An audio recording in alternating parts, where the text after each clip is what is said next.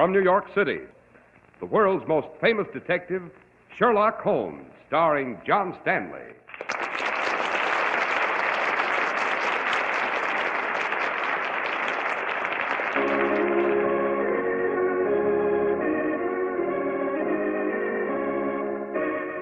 This week's adventure, the case of the well-advertised murder.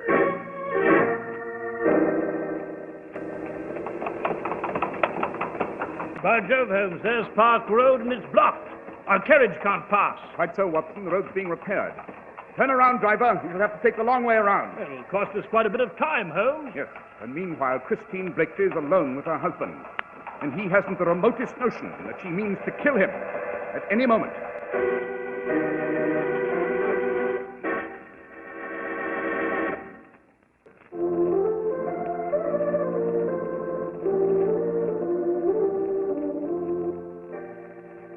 Well, Dr. Watson, you've called this adventure with Mr. Holmes the case of the well-advertised murder, but who on earth would want to advertise a murder? Ah, Mr. Harris, the medium of advertising was not quite what one might expect. It was 1902. We medical men were just breaking fresh ground on the problem of mental disorder. It was late afternoon at the office of Dr. John Kemmel. The doctor's nurse, Patricia, was announcing a patient.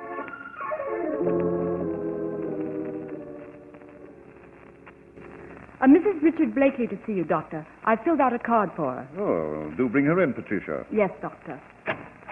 This way, please, Mrs. Blakely. Thank you. Oh, sit down, Mrs. Blakely. That's it. Now, what seems to be disturbing you? Doctor, I realize that medical ethics require the presence of your nurse, but this is so confidential. Might we be alone? Well, I'm terribly sorry. The nurse must remain. Patricia's a very understanding girl, Mrs. Blakely. Dr. Campbell and I have worked together for many years, ma'am, on every conceivable type of case, so you needn't feel embarrassed. Go on, Mrs. Blakely. Well, I haven't an ordinary illness. I have an illness, I should say, of the mind. Oh, Doctor, I haven't got the courage to speak of this, to face it. Well, won't you try? I can't help you if you won't try, Mrs. Blakely. Very well, I'll try. I'm Mrs. Richard Blakely. Notes, Patricia. Yes, Doctor. My marriage to Richard was a marriage of impulse. I became infatuated with him. Richard was handsome and well-bred and gallant. He was my Lochinvar come out of the West. Of course, after a few years of marriage, the first ecstasy died. The inevitable erosion of time began. Our marriage assumed the standard pattern of inertia, and I grew bored. And then I grew to dislike Richard. Doctor, I can't bring myself to say this. Now, please try, Mrs. Blakely. I'm sure you can. I disliked Richard in a petty way. It was a desire to avoid him more than anything else. He traveled because of business. I'd hoped he'd be delayed, giving me more time without him. I began filling the house with guests so that we shouldn't be alone. How did your husband react to this? Oh, he became irritated. Richard is jealous and possessive. He wants to be with me constantly. Then I thought of a divorce. Uh-huh. And what did you decide? Oh, it would be hopeless. He'd never grant one. Besides, even if I succeeded, he'd follow me and haunt me and use every device imaginable to bring me back. Now, why have you come to see a physician? Well, I began reading about the new theories of that doctor in Vienna, Sigmund Freud. Ah, yes, an astounding development. Brilliant craftsman of the human psyche. I became obsessed with what sort of demons might be lurking in my own unconscious. You shouldn't be alarmed, Mrs. Blakely. Each of us has skeletons in the closet whose rattling is sometimes terrifying. Well, perhaps you can dismiss it, Doctor, but I can't. I've made a horrible discovery about myself. What is it, Mrs. Blakely? I want to kill my husband. Really? That's why I've come to you. I'm afraid of going out of my mind. I've read every word of Freud's. I have the symptoms. I've constant headaches and pressure at the back of my head and sudden palpitations of the heart. I can't sleep and my hands tremble. They're abnormally cold. And I find myself exhausted suddenly for no apparent reason. You haven't been exerting yourself physically? No. Shall I prepare for a physical examination, Doctor? In a moment, Patricia. Mrs. Blakely, This desire to murder your husband. Tell me more about it, can you? Well, in the morning, when he's having his breakfast coffee, I think how easily I might poison the cup. And when we're in the underground, I think how simple it would be to push him before the train and say it was an accident. I'm on the road to insanity, Doctor. There's no doubt of it. And always, after I think of murdering Richard, I have spells. Breathing is difficult for me. I feel faint. Now, easy, Mrs. Blakely, easy. Must be something you can do. I mustn't go through with this awful thing. Bromide, Patricia, in hot water immediately. Yes, Doctor. Mrs. Blakely, have you told your husband of this? Oh, no. He'd ridicule me. I couldn't tolerate that. I'm losing my sanity, Doctor.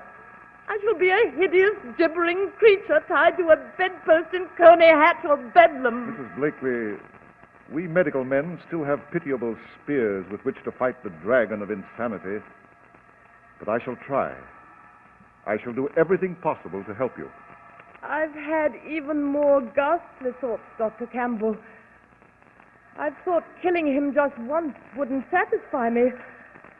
I've had a lust to take a knife and plunge it into his body over and over and over.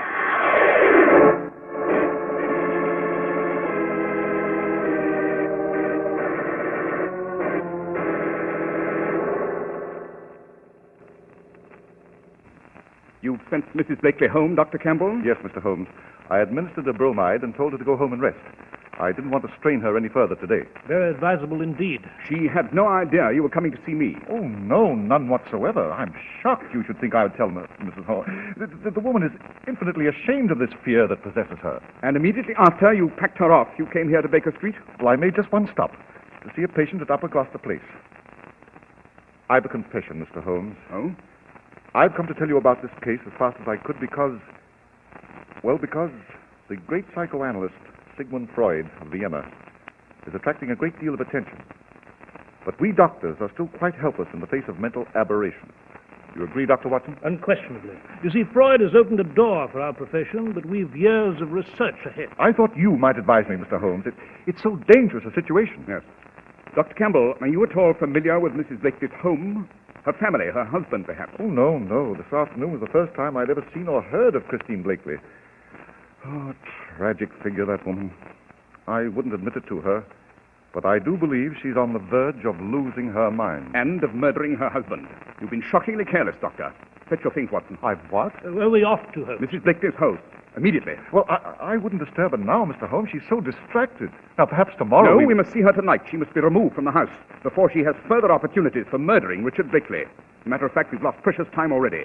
Where is Mrs. Blakely's residence, Dr. Campbell? Across Regent's Park, St. James Terrace. We'll fetch a carriage and hurry over. Well, the quickest way is by Park Road, past Hanover Gate. Right you are, Dr. Watson. I'm ready, Holmes. Then quickly, gentlemen, quickly.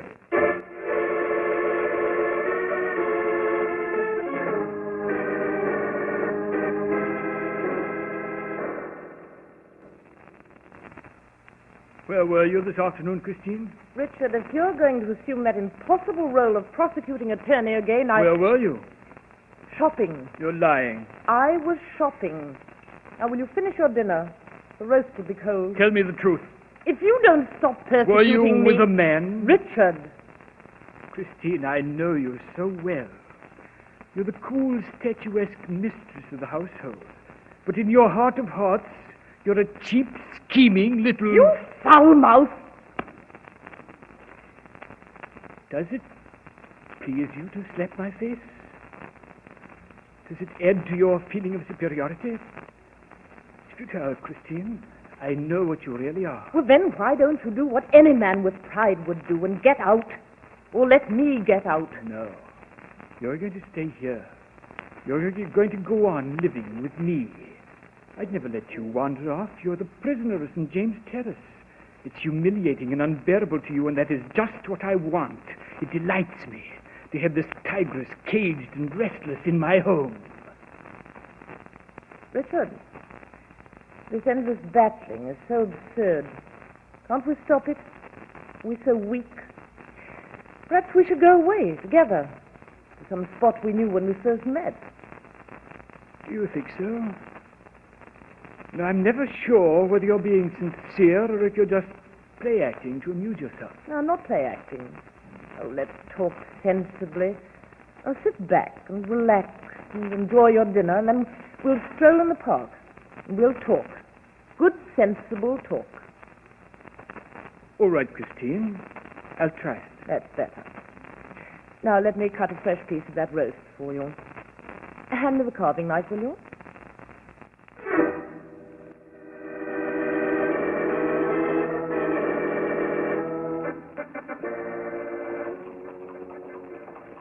By Jove, Holmes, there's Park Road. And look, it's blocked. Quite so, Watson. It's being repaired. You see the sign? It's blocked as far as Hanover Gate. We shall have to turn about, Mr. Holmes. We'll have to take Marylebone Road to York Gate and cross the park on the outer circle. Yes, Dr. Campbell. Turn around, driver. Make for Marylebone Road. Hurry. It'll cost us quite a bit of time, confound it. Yes, and meanwhile, Christine Blakely is alone with her husband, and he has the remotest notion that she means to kill him at any moment.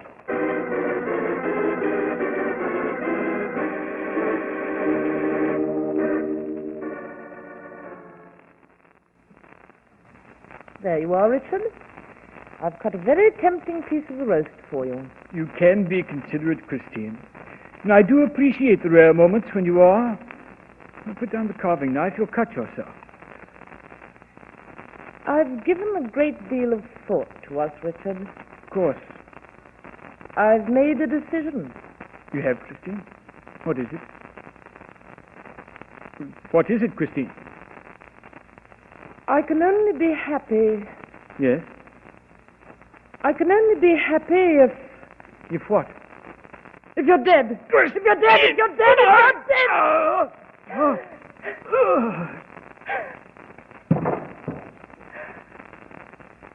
I feel much better now, Richard. I feel much better now.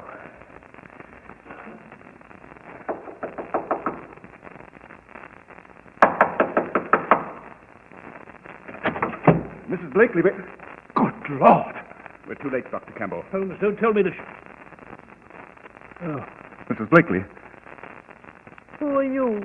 I'm Dr. Campbell. You must recognize me. You visited my office late this afternoon. Apparently, she's lost all sense of orientation. Mrs. Blakely, you do know who I am, do you not? I've never seen you before. I've never seen any of you before. I know who the gentleman is lying on the floor, though. That's my husband. He's dead. I killed him. With this knife. The knife is still in my hand, dripping his blood. Just the way I wanted it. I feel much better now. I'm afraid she's gone mad, Mr. Holmes. I'll fetch her things. I must turn her over to the police immediately. Or her coat. It's in this cupboard. You hope the police won't detain her for long. Miserable creature. She should be turned over to a mental hospital. Now come, Mrs. Blakely. You must come with us. I must come with you? Yes, you see, we must notify the authorities. And Holmes, what are you doing with the body? Examining it, Watson, obviously. Yes, well, the police will tend to that. They tend to all the details. There's one detail that may escape them, my dear Watson. One amazing, bloody detail.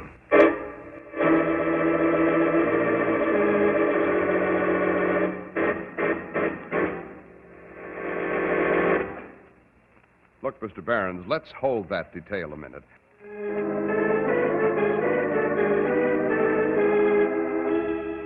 Well, Dr. Watson, we're terribly anxious to learn what the astonishing detail was that Mr. Holmes thought might escape the police. Yes, of course, Mr. Harris. Well, Sir, Holmes, as usual, refused to elaborate at that point. We notified the police. They removed Richard Blakely's body. Mrs. Blakely, now clearly deranged, was conducted to a prison cell. There was a careful investigation. Finally, she was committed to Bedlam, that awful asylum for the insane in Kent. You know, I'd regarded the case as a simple tragedy that had moved to its inevitable end. But not Holmes. He paid a visit to Mrs. Blakely in her room at Bedlam.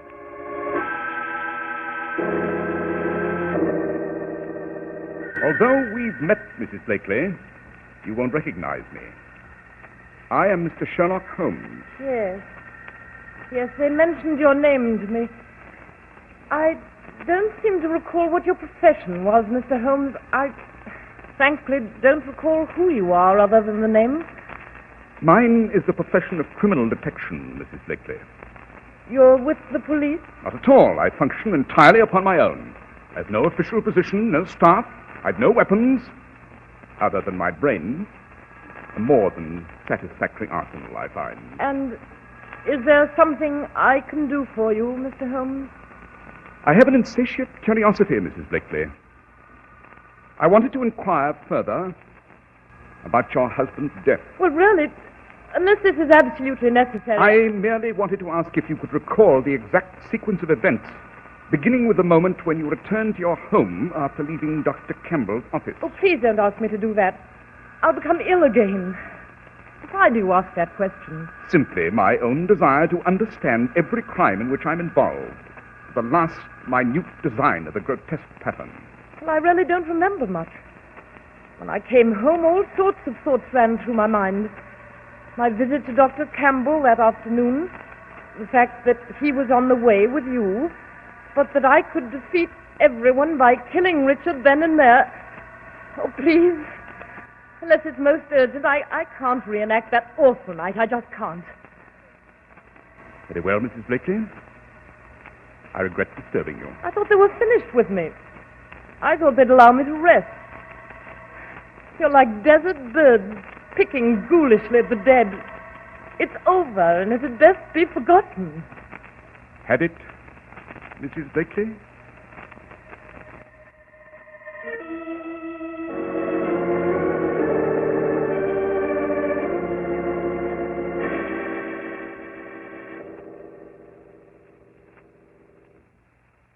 Oh, I'm pleased that you dropped by to my office, Mr. Holmes. Are you, Dr. Campbell? Yes, I was afraid that after the Blakely case had ended, our acquaintance might end with it. I hardly thought so, Doctor. Oh, sit down, won't you? Thank you. Is there some matter on which I may be of assistance, or is this just a social call? I do not pay social calls, Doctor. My time is much too valuable to be dissipated upon the amenities of more conventional men. Then what is wrong, Mr. Holmes? I've just come from a visit to Mrs. Blakely at the hospital. Oh, how is she? Just as sane as ever.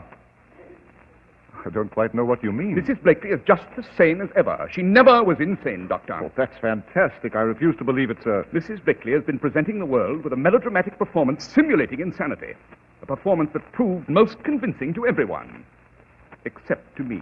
You're talking nonsense, Mr. Holmes. I'm a physician. Oh, you must recognize my ability to judge the symptoms of my patients. Christine Blakely intended for a long time to do away with her husband. The sudden popularity of Dr. Freud in Vienna gave her just the situation she desired. Oh, what situation? She required a technique for avoiding the penalties of homicide so that she might be rid of her husband, so that she might ultimately join the man with whom she was secretly in love. The man with whom she was secretly in love? Oh, did I neglect to mention that before, Doctor? You're the man, Doctor. You plotted with Christine and helped her to commit the murder. I warned Christine time and again that you should be our sole concern, Mr. Holmes. She insisted, though. She wanted her insanity well established with someone of unquestionable repute. So I went to you. I've been prepared for you, though. With that revolver? Oh, the revolver is merely to detain you, Mr. Holmes. I shan't kill you that way. You shall have a most regrettable heart attack while paying me this visit. You came to consult with me about chest pains. Then you died. Interesting plan. Of course, consulting you on medical matters would be foolish. I've looked into your background, sir, and it seems you have no legal right to practice. Your title of doctor is pretense. You never earned it. I've been well prepared for your accusations, Mr. Holmes. Look, in this drawer. This hypodermic contains a drug, an overdose.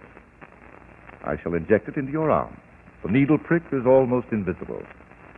The injection will strain your heart to the bursting point. Most unfortunate. Now, you were saying about Christine. Oh, yes. She has been conducting a clandestine affair with you. Her late husband traveled on business. You imparted that information to me yourself. While he was away, you visited the Blakely home. You found evidence to that? I never indulge in idle conjecture. Of course I have evidence. You and Christine concocted what you believed was an ingenious idea. You would establish that she was losing her mind. She would publicize the murder in advance. Your nurse, was most important. My nurse? Yes. You insisted she remain and hear every word of Mrs. Blakely's. She was an indispensable witness.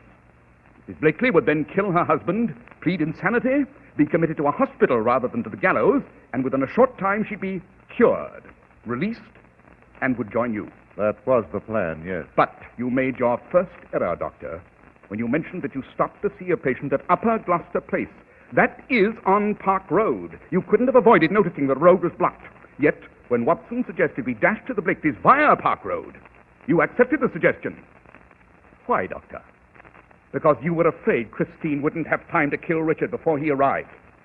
You wanted the delay at the blocked road. Excellent, Mr. Holmes. Surprising powers of observation. When we arrived and found Christine with the body of her husband, you said you'd fetch Mrs. Blakely's things.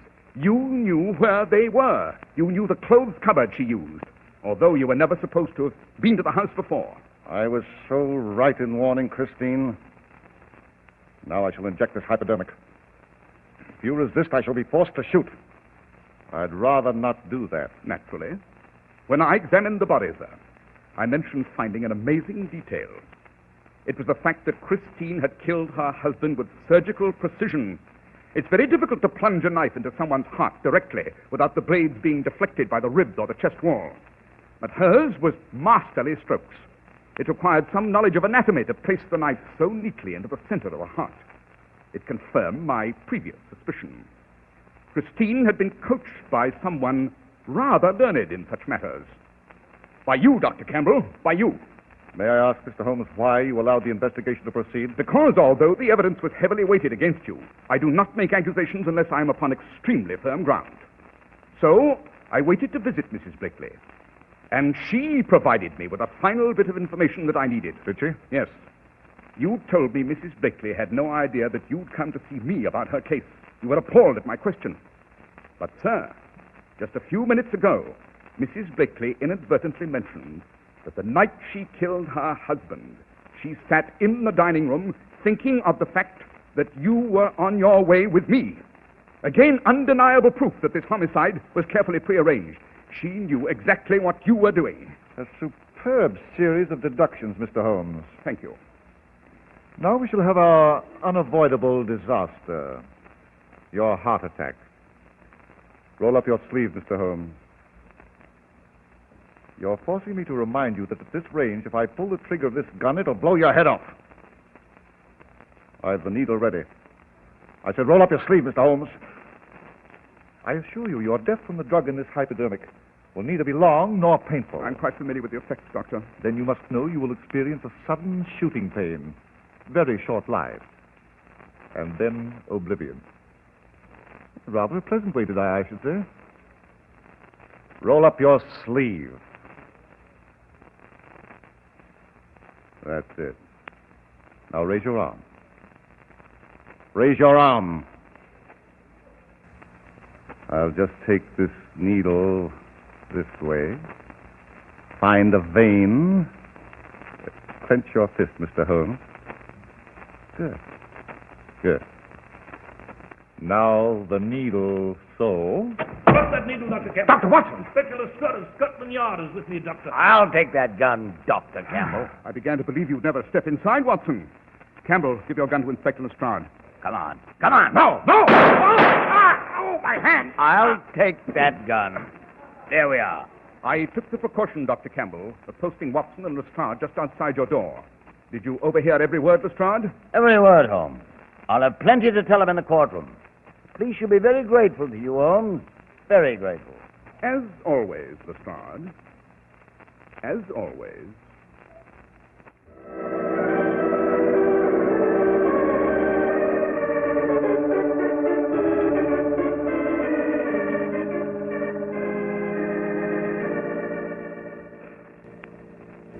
The Persian slipper, Watson. My pipe beats tobacco. Well, here you are, Holmes. Nothing quite like the armchair here at Baker Street, eh? You know, I've seen in the newspapers that Dr. Campbell, Mrs. Blakely will go on trial next week. Both for premeditated murder. Excellent. A full-blown trial with a noose in the offing. None of your gentle medical inquiries into the dark recesses of Christine Blakely's mind. Amazing, Holmes, amazing. The facility with which you take a seemingly clear-cut case of insanity and prove that it was a scientifically outlined murder. By George, there may have been countless other cases that passed unnoticed, and the killer's now scot-free. Conceivable, don't you think, Holmes? A murder that defies cold logic? It is beyond understanding? I beg to differ, my dear Watson. Any murder that defies explanation just requires time for me to smoke and think. To me, a case that's supposedly beyond human understanding is simply a three-pipe case. Match, please, Watson.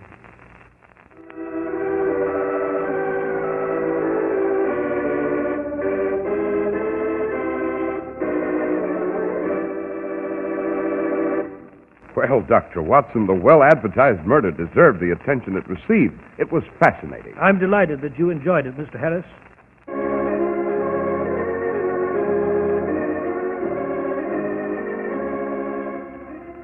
World's most famous detective, Sherlock Holmes. Our stories are based upon the character Sherlock Holmes, created by Sir Arthur Conan Doyle, and the program is produced and directed by Basil Rathbone. Sherlock Holmes is played by John Stanley, Dr. Watson by George Spelton. Christine was played by Rita Vale.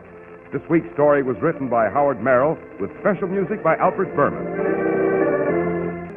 Be sure to listen next week to Sherlock Holmes in the Island of the Dead.